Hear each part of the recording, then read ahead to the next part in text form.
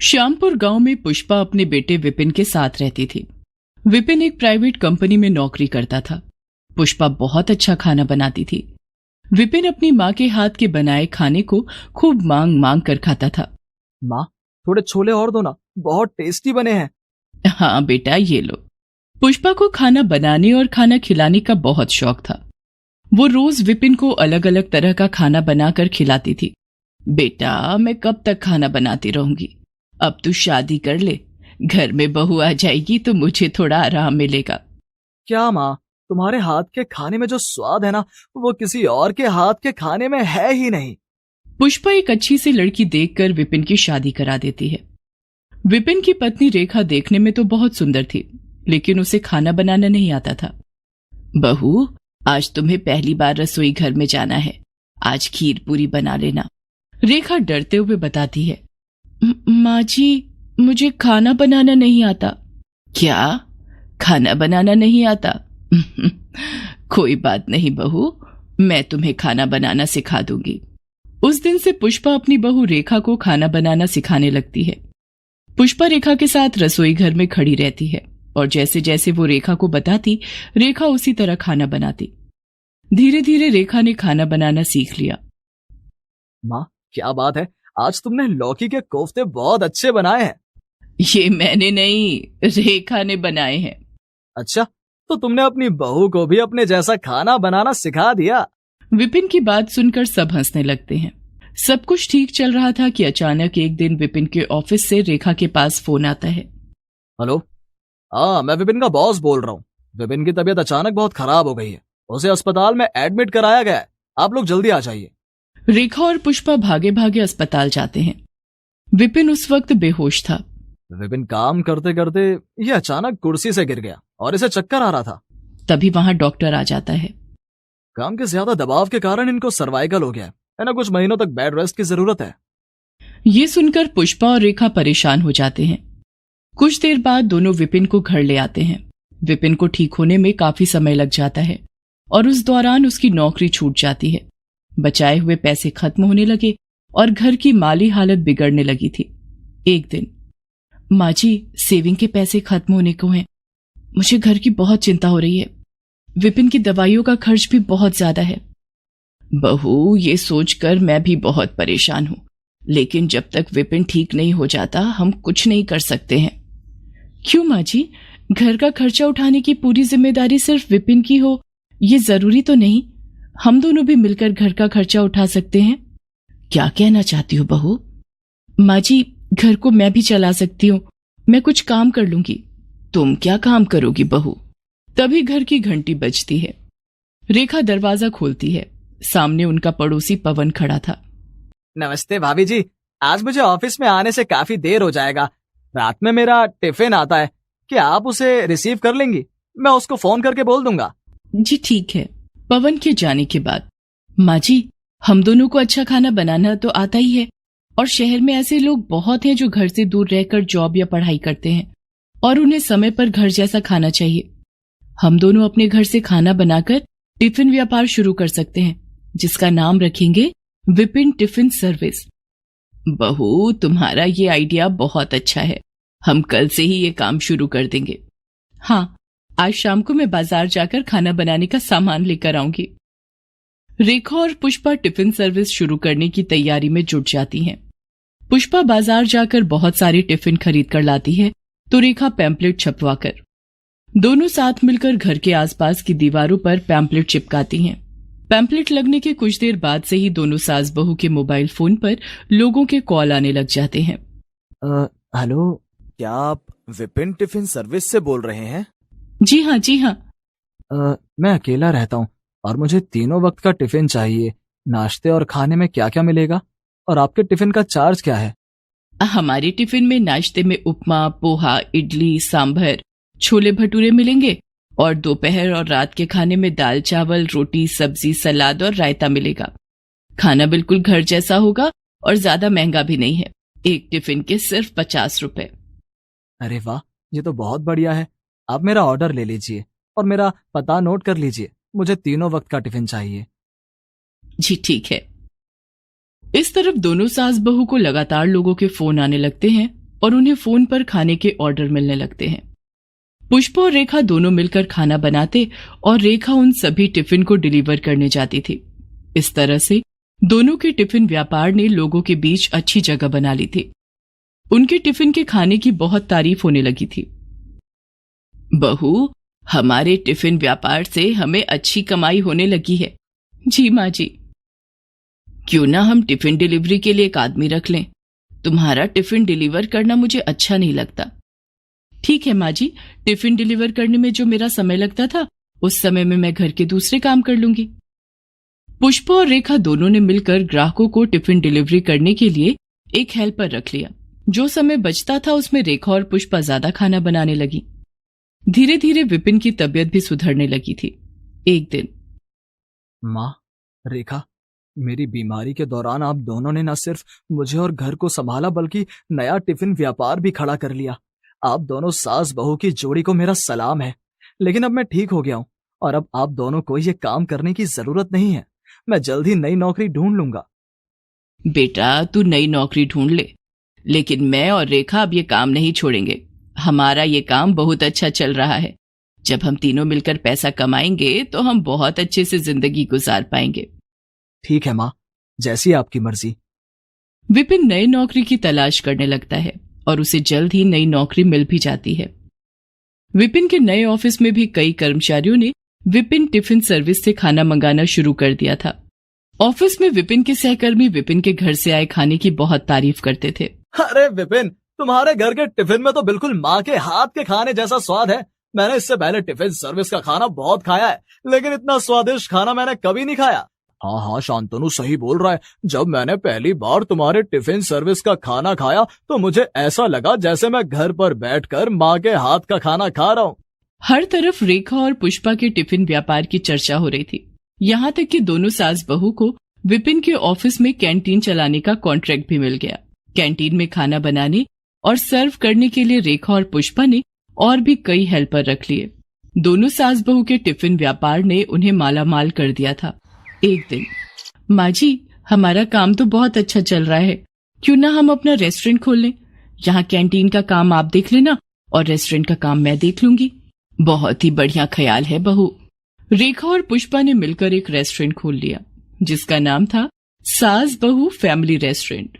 लगता है तुम दोनों सास बहू मिलकर मुझे टक्कर देने की सोच रहे हो। टक्कर नहीं दे रहे हैं, बल्कि अब आपको भी हमारे व्यापार में हमारी मदद करनी चाहिए। वो कैसे? तुम कहना क्या चाहती हो? क्या मैं अपनी नौकरी छोड़ दूं? बेटा, रेखा सही बोल रही है। जितना तुम अपनी नौकरी से कमाओगे उससे ज्यादा कमाई तो रेस्टोरेंट से हो जाती है। क्यों ना हम सभी अपने व्यापार में ही अपनी ऊर्जा लगाएं। अगर तुम रेस्टोरेंट चलाने में हम दोनों की सहायता करोगे तो हमारा काम और भी जल्दी बढ़ेगा और ज्यादा कमाई होगी। फिर हम 1 से 2 रेस्टोरेंट भी खोल सकते हैं। और विपिन अपनी नौकरी छोड़कर रेस्टोरेंट चलाने में अपनी पत्नी रेखा की मदद करने लगता है और पुष्पा कैंटीन चला रही थी। इस तरह से दोनों सास बहू के टिफिन व्यापार ने उन्हें माला माल कर दिया था। पापा की परी। स्नेहा, ए स्नेहा, उठ जा, कब तक सोती रहेगी? कॉलेज भी तो जाना है तुझे। तभी बोलती हूँ रात को जल्दी सो जाया कर। हर रोज देर तक फोन में लगी रहेगी, ना जाने रात भर फोन में क्या करती रहती है। सुबह फिर उठने का नाम ही नहीं लेती है लड़की। अरे क्या हो गया? सुबह सुबह इतना क्यों चिल्ला रही हो मेरी बेटी पर? अभी अभी तो सुबह हुई है, तुमने मेरी बेटी पर चिल्लाना भी शुरू कर दिया। सच में पापा, मम्मी का ना ये रोज का काम हो गया है। सुबह होते ही मुझे डांटने लग जाती हैं। रात को मैं मूवी देखती हूँ। अब पूरा दिन तो टाइम मिलता नहीं कि मूवी देखूं, तो रात को ही देखती हूँ ना। और मम्मी को उससे भी प्रॉब्लम है। अब आप ही समझाओ ना मम्मी को। हाँ हाँ, मुझे तो जैसे शौक है ना चिल्लाने का तुझ पर, और कुछ काम थोड़ी है ना मेरे पास। बेटी को कुछ बोलो तो उसके पापा शुरू हो जाते हैं, और पापा को कुछ बोलो तो उसकी बेटी शुरू हो जाती है। और बिगाड़ो अपनी बेटी को आप। ठीक है, मेरी बेटी है तो मैं ही अपनी बेटी को बिगाड़ूंगा ना। इतना सुनकर स्नेहा की मम्मी उसके रूम में से चली जाती है। पापा, मैं क्या बोल रही थी कि आप मुझे एक स्कूटी खरीद के दिलाओ ना प्लीज। मेरा बहुत दिनों से मन हो रहा है मैं अपनी स्कूटी में दोस्तों के साथ सिनेमा हॉल में मूवी देखने जाऊं। और पता है पापा, मेरे दोस्तों में किसी के पास भी स्कूटी नहीं है। मेरी स्कूटी देखकर सब चल जाएंगे। ठीक है, पर पहले हमें स्कूटी सीखनी पड़ेगी ना। तभी तो तुम चलाओगी, और फिर तुम्हें लाइसेंस भी लेना पड़ेगा, तभी जाके तुम रोड पर इसे चला सकते हो। वो पापा ये सब मैं जानती हूँ, और दूसरी बात लाइसेंस की, तो वो तो आप देख लो, मैं तो सीख लूंगी गाड़ी 2 दिन में। आप बस मुझे खरीद के तो दो, बाकी का सारा मैं देख लूंगी। और हाँ पापा, मम्मी को मत बोलना, नहीं तो वो फिर से शुरू हो जाएंगी। मैंने उन्हें कितनी बार बोला है स्कूटी खरीद के दो, स्कूटी खरीद के दो, पर वो है कि सुनती ही नहीं। वो बोलती है पहले बड़ी हो जाओ। मैं इतनी बड़ी तो हो गई हूँ, कितनी बड़ी हूँ अब। ठीक है मेरी माँ, खरीद दूंगा, बस और कुछ? नहीं नहीं, बस और कुछ नहीं चाहिए, अभी के लिए तो स्कूटी ही दिला दो आप मुझे। अब आप जल्दी से जाओ यहाँ से, मुझे रेडी भी होना है, नहीं तो मैं कॉलेज के लिए लेट हो जाऊंगी। हाँ, मैं जा रहा हूँ, तू रेडी हो जा, नहीं तो तेरी मम्मी फिर आ जाएगी। ये बोलकर उसके पापा भी उसके रूम से चले जाते हैं। थोड़ी देर बाद स्नेहा रेडी होकर ब्रेकफास्ट के लिए आती है। ये क्या, ब्रेकफास्ट टेबल पर नहीं है? पूजा आंटी, पूजा आंटी, पूजा आंटी, अभी तक आपने टेबल पर ब्रेकफास्ट नहीं लगाया है, तो आप कब सर्व करोगी और कब मैं खाना खाकर जाऊंगी? अब बस बस हो ही गया, वो थोड़ा आज आने में लेट हो गया ना, तो तुम बैठो ना, मैं लगा देती हूँ अभी। हाँ हाँ, बस अब आप बहाना शुरू कर दो, खाना बाद में बना लेना। आप गरीब लोगों को बिल्कुल भी टाइम की कदर नहीं है, तभी तो आप लोग गरीब के गरीब ही रह जाओगे। पूरा मूड खराब कर दिया आपने सुबह सुबह मेरा। स्नेहा, क्या हुआ? आंटी से ऐसे क्यों बातें कर रही है तू? मम्मी, आप ना इसे समझाओ पहले। इतनी बार बोला गया है कि टाइम पे ब्रेकफास्ट टेबल पर होना चाहिए, फिर भी इन गरीब लोगों के दिमाग में ये बात जाती ही नहीं है। खाना खाते टाइम तो हाथ धीरे नहीं चलता, बस कुछ काम करने के लिए बोल दो तो इनके जैसे हाथ ही नहीं चलते। स्नेहा, आंटी तुमसे बड़ी हैं, उनसे ऐसी बातें क्यों कर रही हो तुम? आज ही तो लेट हुआ है और तुम इसे इतनी बातें सुना रही हो। मम्मी प्लीज, अब आप मत शुरू हो जाओ फिर से। आपको पता है ना, अगर मैंने टाइम पर ब्रेकफास्ट नहीं किया तो मेरा खाने का मन नहीं करता है, और फिर भी आप मुझे ही समझा रही हो। अच्छा ठीक है, मैं तुझे खाना सर्व करती हूँ, आजा जल्दी से बैठ जा। नहीं मम्मी, मुझे नहीं खाना, और आप ही खाओ। कल ही मैं पापा को बोलकर एक नई काम वाली रखने के लिए बोलूंगी। इन गरीब लोगों को ना सबक सिखाना ही पड़ेगा। ये बोलकर स्नेहा कॉलेज के लिए निकल जाती है। कुछ दिनों बाद स्नेहा के बर्थडे पर उसके पापा ने उसे एक नई स्कूटी गिफ्ट कर दी। वो अपनी नई स्कूटी देखकर बहुत खुश हुई। उसके बाद से उसने स्कूटी सीखने जाना शुरू कर दिया। उसने थोड़ा बहुत ही स्कूटी चलाना सीखा था कि उसने सीखने जाना ही बंद कर दिया। उसे अपने ऊपर इतना कॉन्फिडेंस था कि एक दिन वो स्कूटी लेकर मेन रोड पर चली गई और उसने एक आदमी को धक्का मार दिया। तभी कुछ लोग एक्सीडेंट हुआ देख भागकर उस आदमी के पास गए और कुछ ही सेकंड में भीड़ जमा हो गई। इससे पहले कि कोई स्नेहा को देखता, वो वहां से बिना उस आदमी की मदद किए स्कूटी चलाकर घर वापस आ गई। ये सब होने से वो बहुत डर गई थी। उसकी ये हालत देख उसके पापा को समझने में देर नहीं हुई कि कुछ तो हुआ है उनकी बेटी के साथ। फिर उसके पापा के पूछने पर उसने सब कुछ बोला। ये सुनकर स्नेहा के पापा ने उस आदमी के घर वालों को कुछ पैसे देकर उनका मुंह बंद कर दिया। एक्सीडेंट करने के बाद भी वो फिर स्कूटी लेकर घूमने जा रही थी। मम्मी, मैं स्कूटी लेकर जा रही हूँ, आने में थोड़ा लेट हो सकता है। आप बार बार कॉल करके मुझे परेशान मत करना, ठीक है? वैसे भी मैं छोटी बच्ची थोड़ी ना हूं कि आप बार बार कॉल करके पूछोगी कि क्या खाया, कैसी हूं एंड ऑल। मैं अपना ध्यान खुद रख लूंगी। मैं तुझे कॉल करके परेशान करती हूँ तो तू मुझे बोलकर जाया कर ना। बिना बोलकर जाएगी तो टेंशन तो होगा ही ना। हाँ, तो मैं पापा को इन्फॉर्म कर देती हूँ, आपको बोलना भूल जाती हूँ। अब आप पापा से पूछ लिया करो ना, मुझे कॉल करके परेशान मत किया करो। वैसे भी आज मुझे लेट होगा और मैं आपको आज बोल के भी जा रही हूँ, तो प्लीज मुझे तो आज कॉल मत ही करना। अब मैं टाइम पर आ जाऊंगी घर। ठीक है, जा, जब मन करे तभी आना। अब मैं तुझसे कुछ पूछूंगी भी नहीं और कुछ बोलूंगी भी नहीं, ठीक है ना? हाँ, ये ठीक रहेगा। स्नेहा अपनी स्कूटी लेकर घर से निकल जाती है। सुबह से शाम हो जाती है पर स्नेहा घर वापस नहीं आती। उसके घर वापस ना आने से उसके मम्मी पापा को टेंशन हो जाती है। वो उसको कॉल पर कॉल किए जा रहे थे, पर वो है कि कॉल रिसीव ही नहीं कर रही थी। आपकी वजह से इतना बिगड़ गई है, मेरी बात तो जैसे उसके कान तक पहुंचती ही नहीं है, और आप हो कि उसे कुछ बोलते ही नहीं हो। अब देख लिया ना उसका नतीजा। रात होने को आई है पर उसने ना ही एक कॉल किया और ना ही अब तक घर वापस आई। क्या करोगे? अब बोलो, चुप क्यों बैठे हो? वो तो कभी ऐसा नहीं करती, फिर आज उसने इतना लेट कैसे कर दिया? कुछ समझ में नहीं आ रहा है मुझे। क्या करूं, कहां जाऊं? मेरा भी तो कॉल पिक नहीं कर रही है। हे भगवान, मेरी बेटी का ध्यान रखना। अब भगवान को बुलाकर क्या होगा? तुम्हारे प्यार ने उसको आज इतना बिगाड़ दिया। तुमने अगर टाइम से पहले ही उसे समझा दिया होता तो आज ये दिन नहीं देखना पड़ता हमें। अब मुझे समझ आ रहा है कि मेरी वजह से ही हमें ये दिन देखना पड़ रहा है। भगवान, बस आज वो सही सलामत घर आ जाए। मैं उसे अच्छे से समझा दूंगा तो वो दोबारा ये हरकत नहीं करेगी। हे भगवान, अब आप ही कुछ कर दो। घर में ये सब बातें चल ही रही थी कि तभी अचानक फोन की रिंग बजती है। स्नेहा के पापा ने फोन उठाया। फोन पर बात करते हुए उसके पापा बहुत डर गए और फिर फोन रख दिया। ये देखकर उसकी मम्मी परेशान हो गई। फिर उसके पापा से पूछने लगी, पर उसके पापा की तो जैसे मुंह से आवाज ही नहीं निकल रही थी। बार बार पूछने पर वो बोले, 1 घंटा पहले हमारी बेटी का एक्सीडेंट हो गया है। वो अभी सिटी हॉस्पिटल में भर्ती है। वहां से ही कॉल आया था। क्या?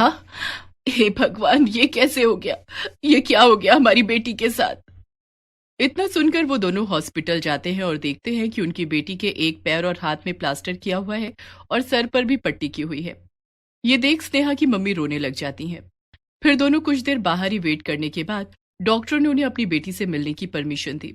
अपनी बेटी को देखकर उसकी मम्मी उसके पास जाकर हाथ पकड़कर रोने लगती है और उसके पापा दूर से ही खड़े होकर अपनी बेटी की हालत देख खुद को दोषी मान रहे थे। थोड़ी देर बाद डॉक्टर आते हैं। ये तो अच्छा हुआ कि इनको टाइम पे एक औरत लेकर आ गई, नहीं तो इनको बचाना मुश्किल हो जाता। बहुत सारा खून बह गया है। इनको खून भी उसी औरत ने दिया। कौन है वो जो मेरी बेटी को लेकर भी आई और खून भी दिया? मुझे जितना लगता है कि वो जरूर आपकी जान पहचान में होगी। उनको धन्यवाद जरूर बोलना आप लोग, नहीं तो आजकल के जमाने में इतना कोई नहीं करता किसी के लिए। लोग तो एक्सीडेंट देखकर ही भागते हैं। हॉस्पिटल लाना और खून देना तो बहुत दूर की बात है। हाँ जरूर, पर वो औरत अभी कहाँ है? क्या वो चली गई है? नहीं, वो पास के रूम में ही रेस्ट कर रही हैं। बहुत खून दिया है ना, तो आराम कर रही हैं थोड़ा। फिर स्नेहा की मम्मी और पापा दोनों उस औरत के पास जाते हैं। उस औरत को देख दोनों हैरान रह जाते हैं। ये क्या, तुमने मेरी बेटी की जान बचाई? हाँ मैडम, मैं ही हूँ। अब वो मैं उसी रास्ते से जा रही थी तो देखा कि स्नेहा का एक्सीडेंट हो गया। उसका बहुत खून बह रहा था, पर कोई भी उसे हॉस्पिटल नहीं लेकर आ रहा था, तो मैं ही लेकर आ गई। और खून की भी जरूरत थी और हमारा तो खून भी मैच हो गया, तो मैंने बिना देर किए उसे खून भी दे दिया। ये सुन दोनों उसका शुक्रिया करने लग गए और फिर अपनी बेटी के पास आ गए। इतने में स्नेहा को होश आ गया। होश आने के बाद स्नेहा को जब पता चला कि उसकी जान उसके ही घर की कामवाली ने बचाई, तो उसे अपनी सारी गलतियों का एहसास हो गया और डॉक्टर ने बोल दिया कि स्नेहा चल तो पाएगी, पर पहले की तरह भाग दौड़ स्कूटी चलाना नहीं कर पाएगी। ये सुन उसके पापा को तो जैसे झटका ही लगा। अपनी बेटी की ये हालत देख वो शोक में डूब गए और इधर स्नेहा ये सब सुन दुखी तो हुई, पर गरीब को इंसान ना सोचना, अपनी मम्मी की बात ना मानना, अपनी अमीरी का शो ऑफ करना, अपनी की हुई सारी गलतियों की सजा मिली मानकर उसने हंसते हुए सब कुछ अपना लिया और तब से वो हर गरीब से बहुत अच्छे से बात करती और अपने मम्मी पापा की वो हर बात मानती जो पहले कभी वो सुनती भी नहीं थी। Please subscribe this channel.